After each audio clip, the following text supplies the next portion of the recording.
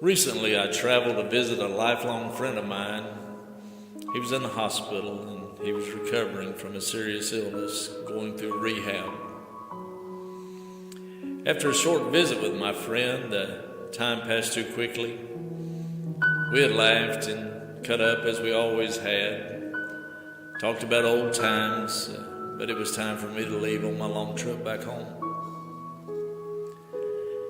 We said our goodbyes and I made my way down the long hospital hallway toward the elevator. I stepped inside, the door closed behind me, and moments later, it opened to the lobby below.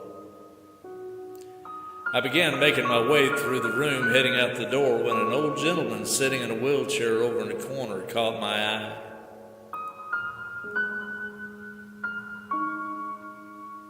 It was just before I reached the doorway when I noticed that the old fella had on a World War II veteran hat.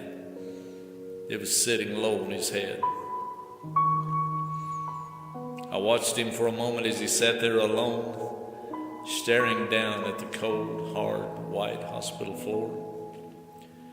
His skin was wrinkled, and is worn like leather.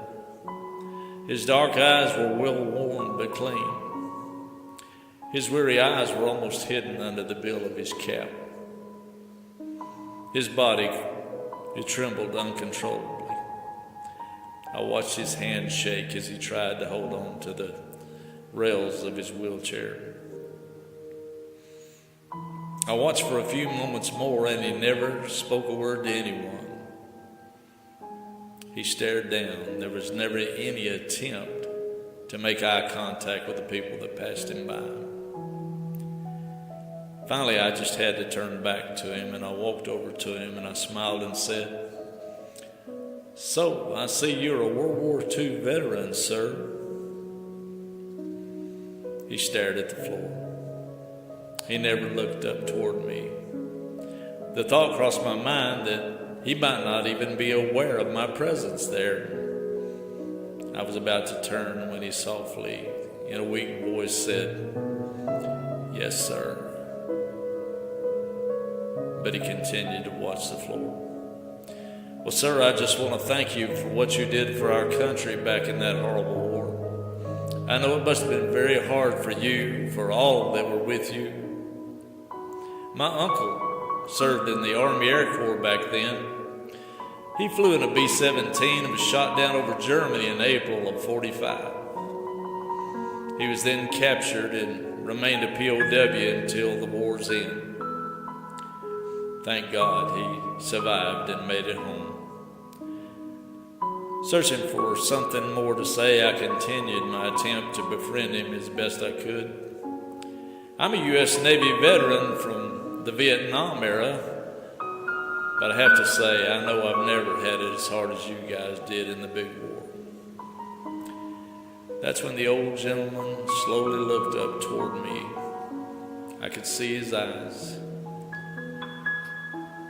I noticed he was raising his trembling hand to shake mine. "So, you're a Navy man?" he asked.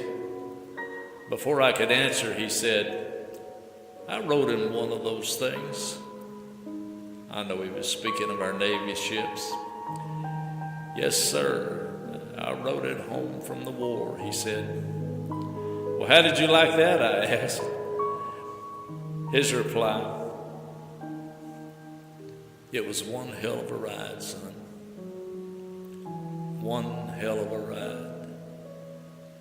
I smiled and I said, "Sir, I know. I've had a few of those rides myself."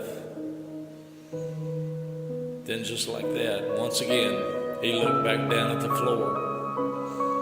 He was alone. He was doing the only thing he knew he could do. I said farewell and I slowly left his side. I walked from the building and I began to think about all those that have in the past taken that ride and all those today that are still taking that one hell of a ride.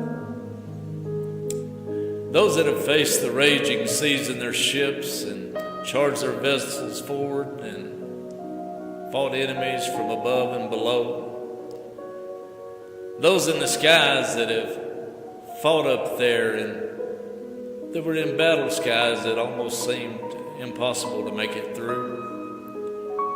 Those that have fought in the rain and the mud and the swamps and the bitter cold and in the intense heat of the dust and the deserts back then and now as it continues to go on.